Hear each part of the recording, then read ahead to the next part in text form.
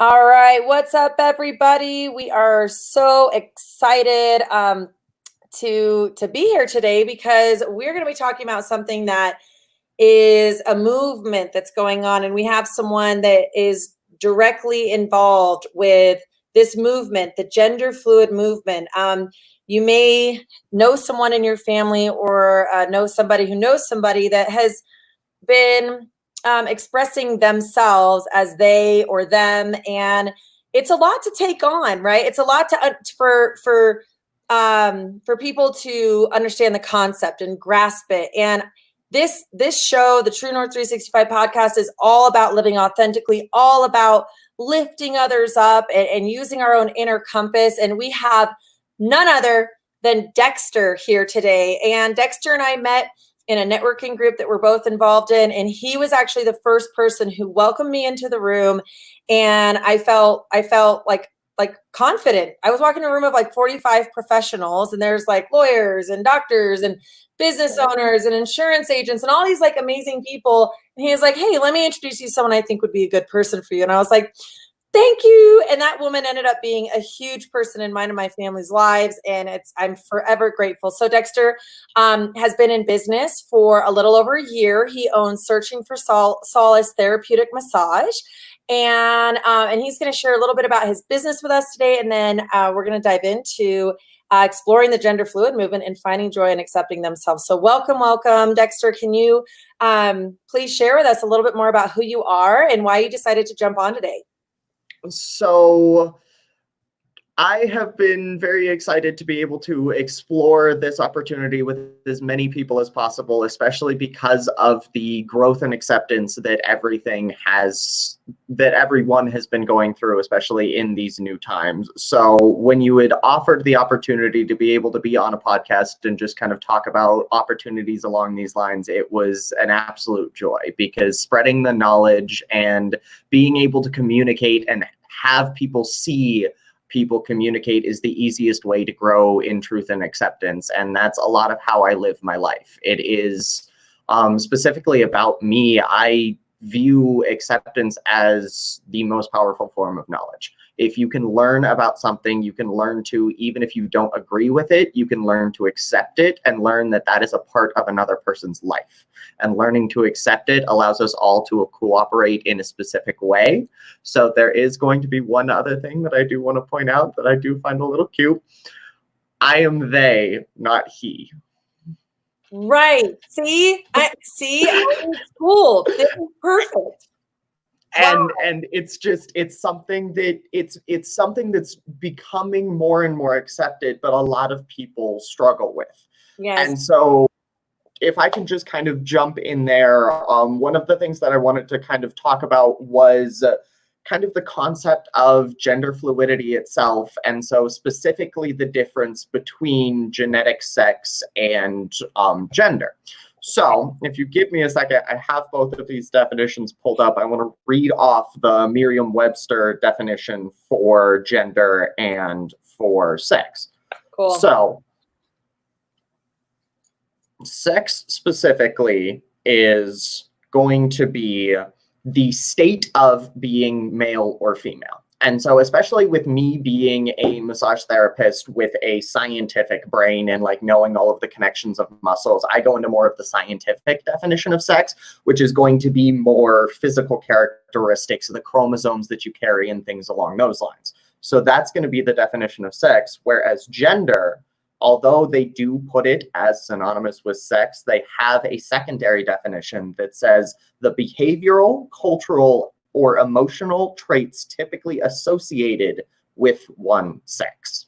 So to me, that is where the distinction comes in, and kind of what helped me develop my identity as a gender fluid person was the whole fact of throughout my life, seeing in media, seeing in the way people communicated and everything going on, I never felt critically male. I never felt like I was this strong, protective. I have moments like that. I have moments that I take on that, but I never took and fully identified with a lot of the properties that people colloquially define with male. Whereas with female, it is the elegant, the emotional, the nurturing, the communicative, all of that. And that is something I'm much more identified with. And so coming on, it took me a number of years. It wasn't until probably about 2-3 years ago that I had the full realization that I identified as gender fluid, because of the idea that I bounce back and forth between these colloquial definitions. I enjoy the way that I present in both physicalities. I will wear makeup, I will wear dresses, I will wear jeans, I will wear suits. It is a depiction of the essence of me as a person, not the essence of my body. Absolutely. And we already have a question. Again, all of these podcasts, these episodes are Q&A. It's to bring light to the community. It's for people that are in the Facebook community that are interested in whatever the topic is, to talk about it, right? With an expert that we're bringing on. And you are the expert. You're living out this life. And we already have a question from Miss Angela Reinbacher. And she says, I've heard it before that sex is below the neck and gender is above the neck. What are your thoughts on that general, somewhat simplistic differentiator? I don't think I've ever heard that, but I actually really kind of enjoy that. I think that's a really good, it's not, of course, as you said, Angela, it's a kind of dumbed down version, for lack of a better term, that I can come up with at this point in time. But it is, the sex is going to be the physical characteristics, whereas the gender is going to be how you view that you actually fit into them. It is something that each of us identify ourselves. And I think it's important that we keep those two kind of separate, simply because of the whole fact of medical treatment. Because my body can take different things than a truly transitioned woman, a truly transitioned man, a cishet man, a cishet woman. All of them genetically, they respond differently with medication. So keeping that distinction, I still find important. Okay, cool. And so let's talk a little bit about, you touched earlier about media and I think something that has to do with like social, you may have said something about like social standards, or maybe it was social media. Maybe I'm combining the two. And so have you always known that you felt that you weren't just a man? I wouldn't say that I fully identified it, but I always knew there was something different. Even when I was very, very young, I mean, my family tells wonderful stories that I have barely any memory of me being a toddler that would go around prancing around in a tutu and a dress going, I just want to be pretty. I just want to feel pretty. And like, I painted my nails through elementary school and all of that before those societal concepts fully got shown to me about what a man is supposed to be. And so going along with that, it didn't take me until I was through high school for me to, I realized my sexuality was different much earlier, but it didn't take me until I was through high school to realize that I wasn't male. Yeah. Can we talk about that a little bit for the people who are on here? Like there's, we serve a younger audience. The goal of True North is so that we can catch them young and tell them, hey, follow your inner compass, follow your guidance, follow your intuition. Because the quicker we can learn to do that and explore these vulnerable kind of conversations and explore our feelings, explore our thoughts, I think the less mental health issues we're going to have, the less social distancing we had before COVID was happening. People would literally just, more and more people were becoming introverts, staying home. But I also think it comes into like, they don't feel like they fit in anywhere. So it's very challenging, right? It's very, very hard. And that hits home to me just for a couple of people in my life that they experienced that they didn't know where they fit in. So in high school, you're saying, so it was before high school, like, where did you, what kind of thoughts were happening? And then one more thing, sorry. And again, everyone who's just hopping on, we have more viewers now, and I'm sure they'll grow as this show goes on. Please ask us questions, ask Dexter questions. Dexter is gender fluid I'm going to have to practice this, Dexter. They are Gosh, this is so tough. We're gonna work through this. So one of the ways that I like to tell people about this, and one of the examples that I give is it's a weird one, but it's almost as if you're talking about me as if I'm not here. Because let's say an equal friend got thrown into the hospital. One of the questions you might ask, how are they? How are they doing? You still use it as a singular pronoun, but that's one way that you can kind of rewire your brain to start using it as that singular pronoun. Is just you think about, if you're concerned for somebody that you don't necessarily know, it's how are they doing? Can you send them my love? What do they need? What do they want? Okay, so I might say, if I'm talking to you on this show and saying, so Dexter has been a massage therapist their whole life. Yes. Instead of his whole life. Yes. Right? You haven't been a therapist your whole life, but I'm just using that as an example, trying to get through this and understand how to go through this. Okay. So back to the question, and same thing with parents who have children that are in high school, because this is a movement, this is happening.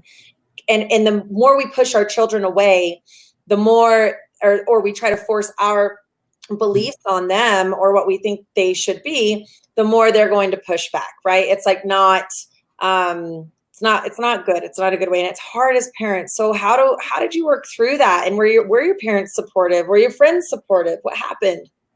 So I got very, very lucky. I have an extremely supportive immediate family, as well as a wonderfully supportive friend group. And so when I fully figured out how I was presenting and all of that, it wasn't necessarily an easy transition for anyone, but they definitely worked towards it. It was something that they obviously tried to help me with. And so kind of touching on that first aspect, while I was in massage therapy school is actually when I figured out that I fully identified as gender fluid.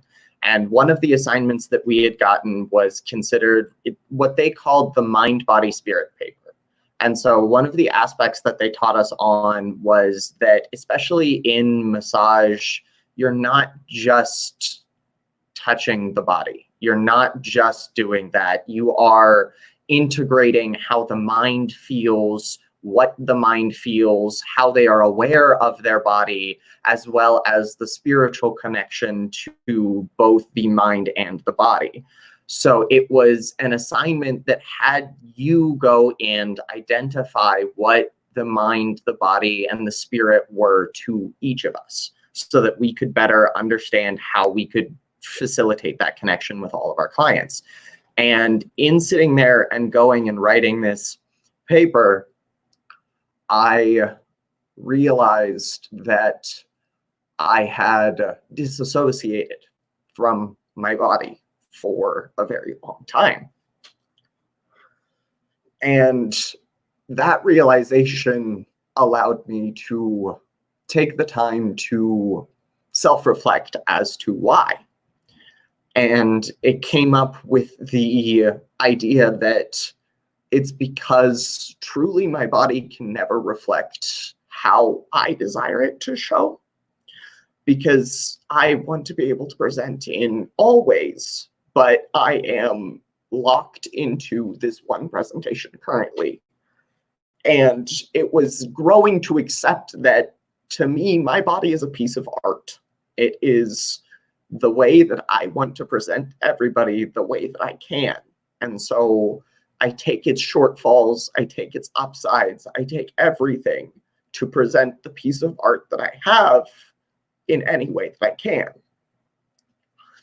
And so going through and figuring that out was the first time that I really had been introspective towards that connection, the specific mind-body connection. And so realizing that was the time that I truly realized that I wasn't male. And so going into the second part was sitting down with family and everything. And my mother is a wonderful person. I absolutely love her, and she is fantastic. And she struggled with the they, them pronouns for a very long time because she's an accountant, she's an IT person. Everything in her world is binary. It is one, it is two, it is a perfect of two options.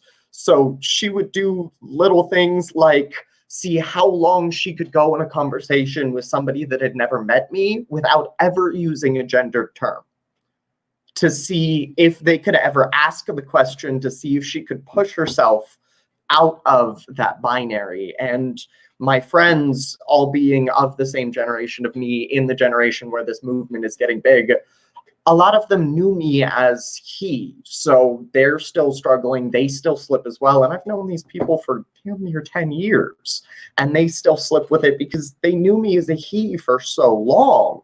But they work with it, and anytime they catch themselves, or if anybody's around that catch them, they just go, they. Like, it's not meant to be rude. It's not meant to be anything along those lines. It's just the subtle reminder of, hey, it's they. So I hope that answers kind of both questions there. Yes, the feed is blowing up right now. We have Jen Ramos, who says she appreciates so much that we're doing this. Angela said she appreciates your vulnerability and she's sending you lots of love. Hannah Holiday says, thank you for being so open with us, Dexter. I admire you. So like it's a big deal. And I thank you so much for being open, just because it's not easy. You know, I'm 31. How old are you, Dexter? 21. Yeah. So cool. Perfect. Okay, great. I was hoping you'd say something in the lower 20s. So when I was in high school, one of my best friends was gay, and he had the hardest time fitting in. And he was, you know, very, they call them like I don't know if flamboyant's the right word, or, you know, very much like, hey, this is me and this is who I am. And he struggled with mental health for the entire time. And both of us got involved in drugs and alcohol, but he was definitely in drugs and alcohol. And that was why I had different reasons for, you know, my adolescent issues and group homes and drugs and all that stuff. But like, it's real. And I wasn't doing that stuff because I was getting made fun of for expressing myself. It was because of other reasons. So when someone is doing this, and that's the whole purpose of this, is like, in talking to you and bringing you on to share this, is the more that we can accept others, the more that we can at least try to open our minds a little bit to differences and appreciate the differences instead of clicking up, you know, as we do. And so our LGBTQ community, and I'm sure there's even more acronyms that are being added on to that.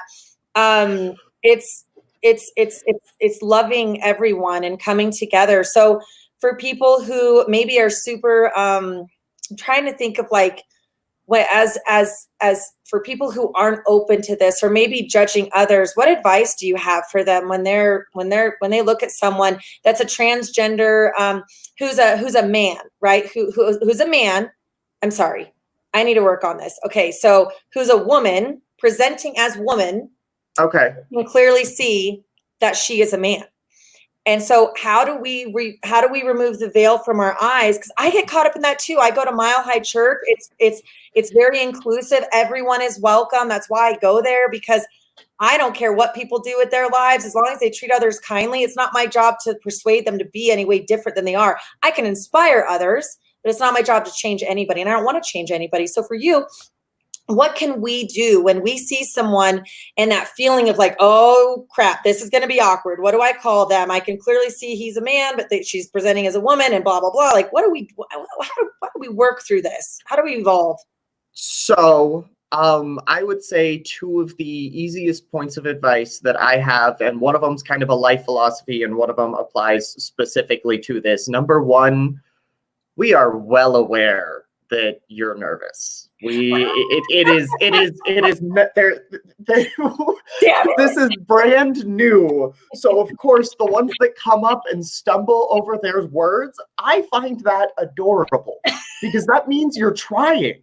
That means that this is something new to you, but you've thrown yourself into this whole new world and you're actually trying, which to us means the world, because it means you're trying to bring us into the fold. It means you're trying to accept us.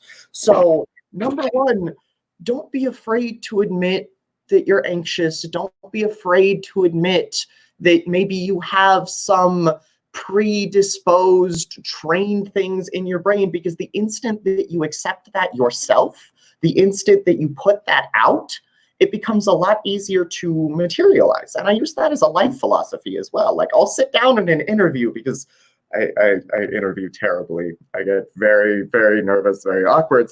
And one of the first sentences out of my mouth almost every interview is, I apologize if I take some time answering your questions. I just get very nervous. And simply acknowledging that for myself helps me control my nerves. The second, ask. Be like, hey, what are your preferred pronouns?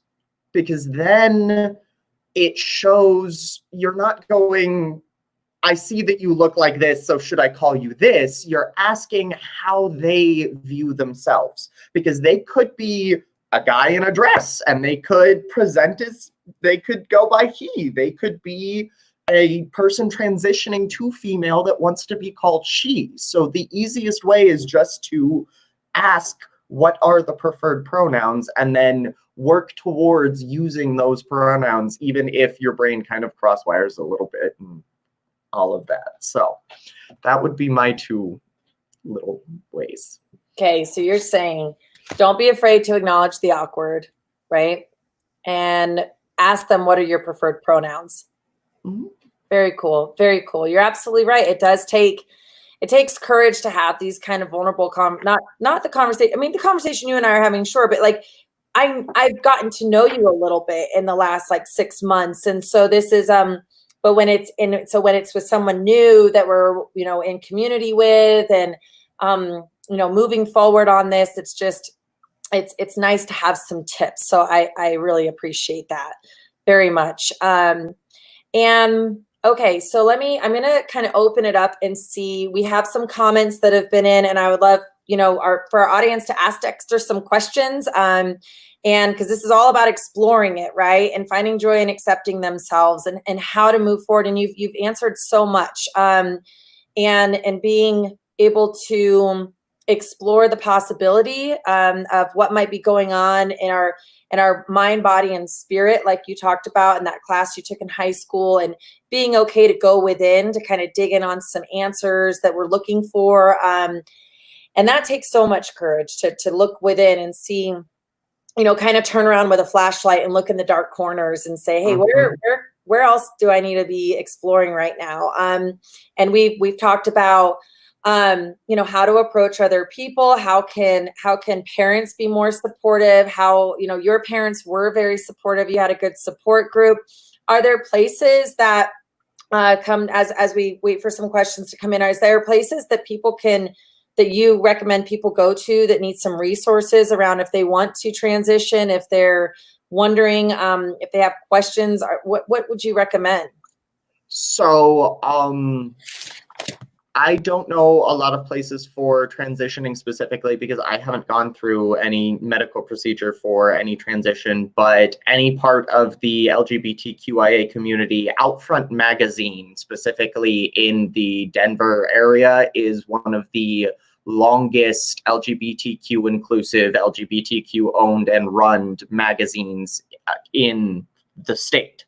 And so it's a wonderful community, and they have so very much that you can go. There are Facebook groups, there are socials, there are everything else that you just can find a group and be a part of to communicate. Because yes, it's the taking the time to turn introspectively.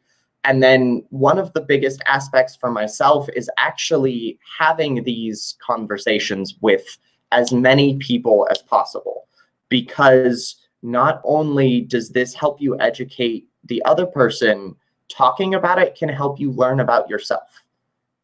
It wasn't until I was faced with the question, what did I think, that I fully realized. So talking with all of these different people in as many different aspects as possible can help everyone understand more about themselves and understand more about the world. So finding groups, finding anything along those lines. Unitarian churches, as far as I'm aware, I am not one myself, but I know quite a few of my friends are Universalist Unitarians, and I've been to a couple of the church groups, and they're fantastic, and they're wonderful, and they're open. And so finding groups and ways to express yourself is probably the easiest way to help figure all of that out. Mm-hmm. Mm-hmm. Yeah, I agree.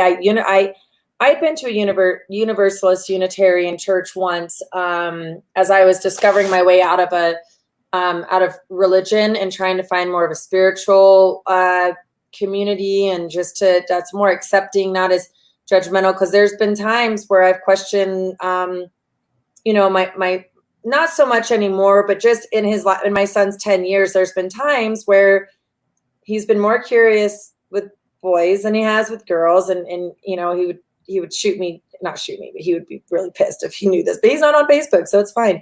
But like, where I questioned, what if? And then I was like, so I challenged the church, and I was like, so you're telling me my son at 5 is going to hell, right? Like, that's where this whole, like, just true north and finding yourself and being who you are, like, there's no way. Like, I just can't see a God that would I don't know. And I'm not trying to make this into a religious talk. It's just what sparked it in me. It was your internal struggle. Yes. Yeah. Like, there's got to be some difference. So I checked out Universalist Unitarians. And then now I go to Mile High out in Lakewood, which is a spiritual for center for spiritual living. Like, there's other sources out there where people can connect to God and not feel so like, because there's nothing. I just don't agree that it should be a guilt, right? Like, where there's obviously responsibility included. Like, and if it's destroying your life, you probably should look at doing something else. And that goes with anything,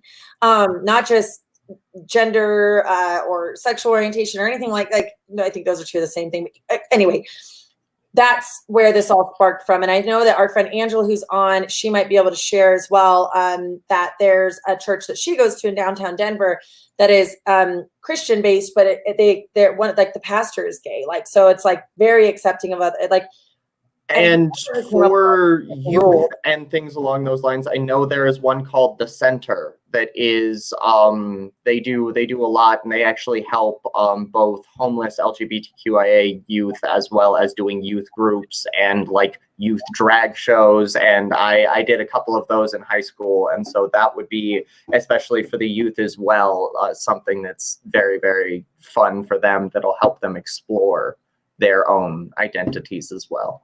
Yeah, I've heard of The Center. That's awesome. So yeah, we have, Angela said, some ELCA. I don't know what that is. So maybe, and then Episcopal churches as well. She goes to an ELCA Episcopal church. Yeah, that's the word. I misspelled part of the thing in this little, like, down the little banner, and he helped me with that. See, I need to hire you. So, and that they use name tags at the church she goes to in Denver with their names and preferred pronouns on them. So, and let's see. So Hannah has a question. So I'm going to get to you in a second. Hannah, Anna asked right before that, Angela, not Anna. I don't know why I said Anna. 2 things she can think of at things we can do is 1, ask and use the preferred pronouns of those around us. 2, educate ourselves. And outside of those 2 things, what are possible other things we can do, whether Denver specific or not Denver specific, to help move this movement? And that's kind of what Hannah said. Are there any events that they can support? I don't have, especially with the current situations and social distancing, the amount of events has been severely limited. So I am not aware of any specific events going on, but my biggest thing would be, even if you are not a part of the community or anything along those lines, finding those meetup groups, going to Pride, going to all of the different, like, if you hear of somebody going, hey, I'm going to this gender group, or hey, I'm going to this acceptance group, simply going, because the more that you're around it, the less weird it'll be. The more it'll become a new set of normal to you, which you can then communicate to somebody that it's new and it's scary to them, and then bring them into the fold, and it'll become a new set of normal to them, and it just continues that way. The kindness that we show to everyone will come back to ourselves. So oh yeah. Yeah. The what goes around comes around, right? And what we put out comes back, and all of that. So yeah, I couldn't agree more. Well, what else can you think of? This has been amazing just to hear your thoughts and your perspective and understanding they and them and the gender fluid movement, so we can appreciate people more, instead of thinking like, oh, it's just a phase that they're going through or whatever. And it very way there. I think life is full of phases, right? Like, show me something in life that is not a phase. Life itself is a phase. Life is a phase. Yeah. Like, we're all in these different chapters of life, and there's a theme through our life, through our book of life, but then we have our chapters, and you know, it's never too late to explore something that your heart is calling you to do. It's never too late. You know, you're never too young or too old to try something new. And that's a very blanket term, all or nothing. I know myself to know that I use all or nothings and that it's not a good practice. So I am working on that. But being able to know that, like, whatever it is, and people, I'm sure, can people reach out to you to talk more and just to, you know, say thank you and all the things. Of course, they are more than welcome to reach out. So I have the website is sfsmassage.abmp.com. That is the business website, but there is a contact me section there. So that will forward directly to my emails. Also, if they search anything, searching for Solace Therapeutic Massage, it'll come up with a phone number, a website, and an email that'll directly contact me that they can use to ask any questions. I am more than happy to also look me up on Facebook. Anyone that needs to reach out, that needs to talk, I am, of course, a resource. So. Yes, and you have your own kick-ass business doing massage therapy. I've heard many, many, many testimonies of your services, and of course, I will be using those services as soon as COVID is over, or not over, but things are different. So I'll be able to give a good testimony. And for those of you watching or listening on the podcast, Dexter, let me think here. I'll put links to your Facebook page and I'll also put links to your website so people know how to contact you in case they are driving and can't write everything down. Everyone has just said how much they appreciate you on the comments, because I don't think you can see the comments, but I have them. I can't, sadly. I have them pulled up on my phone. So anyway, everyone's super excited, super grateful. I'm super grateful, and I hope that we can have you back on, you know, maybe sometime in the summer, just to re-educate people and bring this up again and see what's been going on with you. I would be more than happy to come back. So awesome. I thank you all. Yes, thank you. You are all wonderful and gorgeous. All right, cool. I'll end the broadcast and then I'll meet you on the other side. Alrighty, sounds good. Okay.